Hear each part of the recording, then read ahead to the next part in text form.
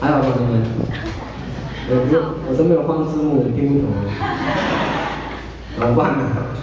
还是我唱国语的？好啊。还是我唱台语好了。好嘞，我会唱啊。对。我不晓得今天你们是怎么知道这个消息的？还是很像你是被强迫的呢？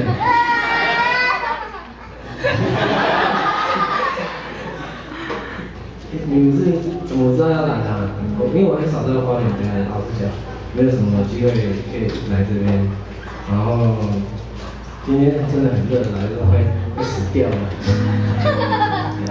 真的死了，那已经变红色了耶！